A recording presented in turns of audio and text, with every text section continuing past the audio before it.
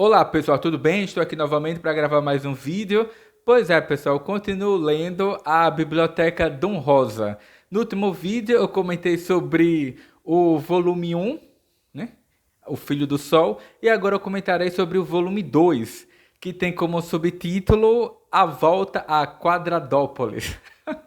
São títulos bem inusitados, mas para quem leu, ele faz total sentido. Então, voltando, essa edição, aliás, essa biblioteca Dom Rosa, ela reúne em ordem cronológica todas as aventuras dos patos que foi desenhado pelo Dom Rosa, que é essa espécie de fã do Homem dos Patos, né, do Karl Barks. E este segundo volume, repetindo, intitulado A Volta a Quadradópolis, ele reúne histórias que foram ou produzidas ou de fato realizadas pelo Dom Rosa entre os anos de 1988 e 1900, que para o Dom Rosa, como artista, né, foi, entre aspas, um momento de virada, porque até esse momento, como ele mesmo diz, né, numa espécie de autobiografia, que é apresentada em capítulos no final de cada um dos volumes da coleção, ele se considera, como ele até anotei, né, um artista fã inexperiente do Kentucky.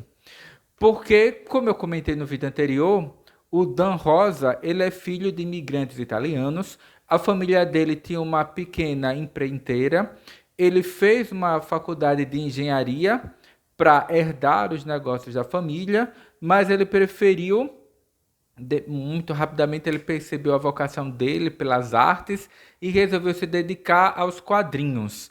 Mas aqui, né, nessa passagem de 1988 de 1988 a 1990, ele passou por uma crise financeira significativa e ele ficou balançado ou tentado a voltar à sua atividade anterior. E tem um momento que ele relata o seguinte, que ele passou a trabalhar para os antigos empregados da empresa, da família dele, né?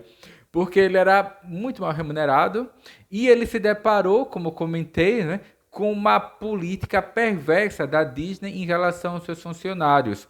Porque, por exemplo, ele tinha... Porque os artistas, né, os quadrinistas, eles eram, e até hoje eles são muito mal remunerados, só que eles muitas vezes conseguem uma renda extra através da venda dos originais.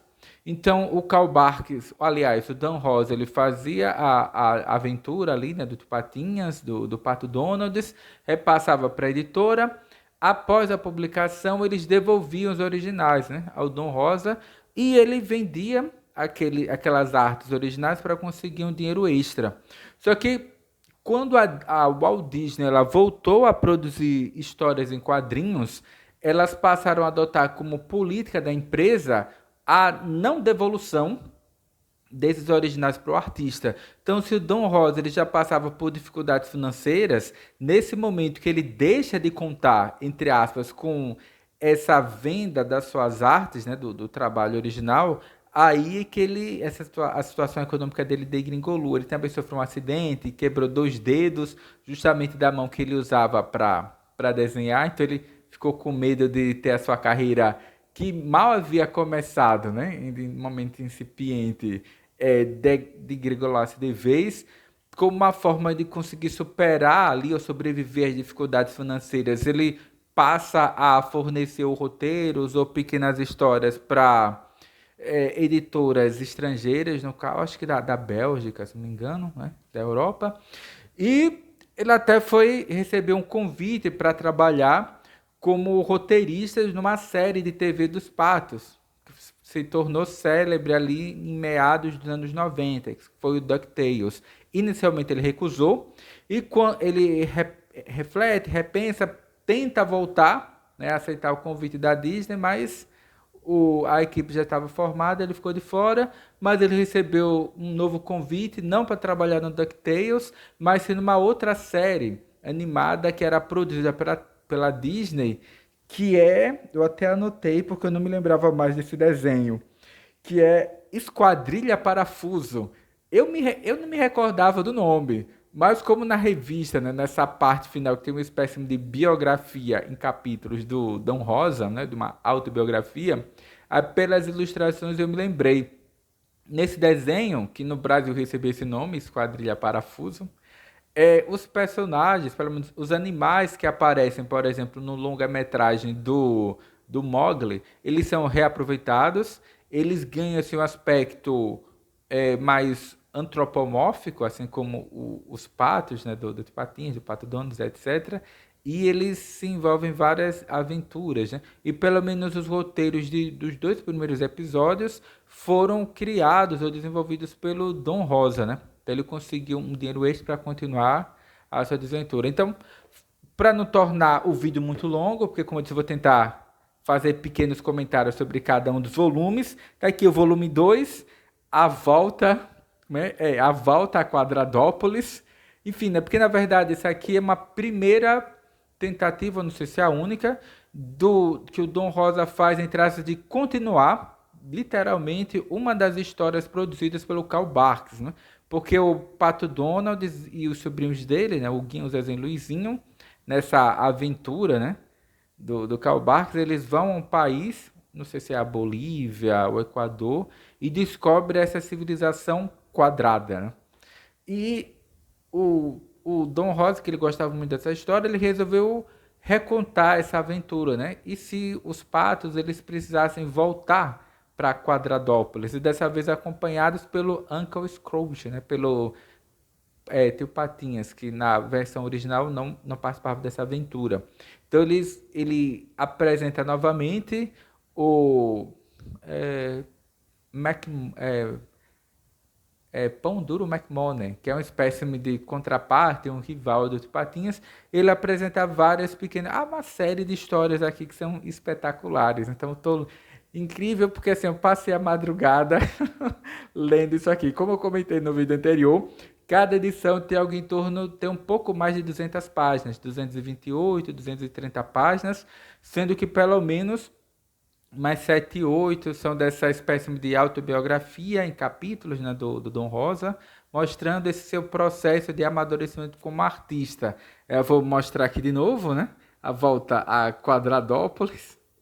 E como disse, e mostrar algumas imagens aqui, né? Tem algumas, de fato, são histórias espetaculares. Tem aqui uma cena da volta a Quadradópolis. E como eu disse, cada um dos volumes ele conta como título, o título, aliás, né, de uma das suas histórias principais. Tem esse aqui que é de um rascunho, de uma história que ele foi contratado para fazer, mas depois a Disney abandonou o projeto, então eles colocam aqui, né, na ordem, em ordem, né? Tem uma aventura que ele produz também para os DuckTales, para uma revista enfim, né, de atividades para crianças, né? Ele produz uma história de 10 páginas, tem uma série de aventuras, né? Ele se mostra-se muito, enfim, né? Ele não concorda com a forma como os personagens do Karl Barks foram adaptados para a série de TV, né, os DuckTales. Porque o tio Patinhas é apresentado como uma espécie de tio bonzinho e etc. E o tio Patinhas, o Dan Rosa, ou do Karl Barks, ele é um pouco mais ríspido, né? Um tanto quanto intolerante com sobrinhos, etc. E na série animada ele tem simplesmente um aspecto mais bonachão, né? E o Dom Rosa ele não gostou da forma como o tio Patinhas e o Karl Barks foi levado para a TV nessa série animada. Então, para o vídeo não ficar com quase 30 minutos como o anterior, eu vou evitar fazer assim comentários mais longos e deixar minha recomendação aqui da leitura do volume 2, né, da Biblioteca Dan Rosa, que é A Volta a Quadradópolis. Aparentemente são histórias tolas, mas elas são, assim, são muito criativas. Tem uma história aqui, por exemplo, que fica... Porque o Dan Rosa, ele era um estudioso, assim, compulsivo. Tem uma história aqui que na verdade, ele fez uma história a partir de uma ilustração que o Karl Barks fez para a capa de uma revista, que mostrava o Pato Donald enfrentando um jacaré. E a primeira impressão que ele teve dessa história é que o Pato Donald estava ali tentando matar o jacaré. E ele, como um ecologista, um amante da natureza, ele pensou, não, como é que eu vou fazer uma história envolvendo a morte, né? De um animal, né? Então ele ficou assim meio sem jeito, né? Como é que eu vou adaptar, vou transformar essa ilustração em mote para uma história, mas depois ele percebeu que havia alguns detalhes ali, né? O Pato Donald ele não estava matando o jacaré, ele estava procurando no couro do jacaré uma espécie de símbolo. E a partir disso, ele pesquisou, ele descobriu que no Egito Antigo os crocodilos eram venerados, havia uma espécie de jacaré ou de crocodilo sagrado na cultura egípcia, que era uma representação do Sobek, que é o deus das águas, é um deus crocodilo. Então ele faz essa pesquisa histórica e coloca o Pato Donald e os sobrinhos, né, o Guinho, o Zezinho e o Luizinho, numa aventura pelo Egito e pela África, né, subindo o rio Nilo em busca desse crocodilo mítico, né? Porque o tio Patinhas ele tem um zoológico e oferece uma recompensa alta se o Pato Donald ele conseguir capturar esse crocodilo mítico da cultura egípcia. E é engraçado porque muito recentemente, eu acho que até na época lá do Dom Rosa, ou aliás, é isso, do Dom Rosa, que se descobriu que haviam duas espécies de crocodilo do Nilo.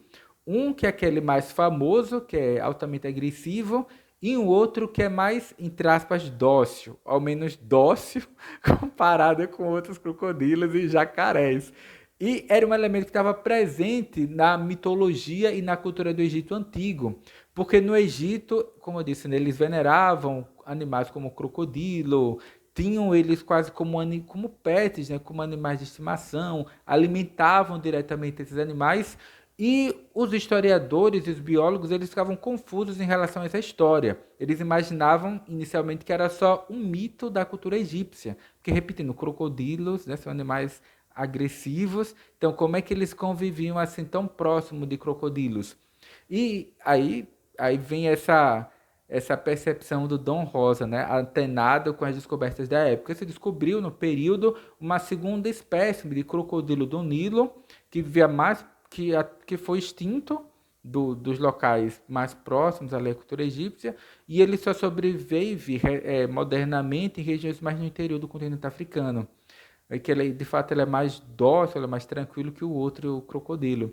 Então, nessa aventura, o Pato Donald e os sobrinhos eles vão até o interior do Egito, até o Lago Vitória, até as nascentes ali do Nilo, em busca desse crocodilo mítico, né? E daí tem uma série de histórias que são assim, são engraçadas, são cativantes. Você percebe que o Dom Rosa, de fato, ele faz uma pesquisa histórica para ambientar os seus personagens, né? Inspirados nas obras do Karl Barks, num ambiente que seja crível, porque uma coisa que eu falei no vídeo anterior, apesar deles serem patos, eles são extremamente humanos, né?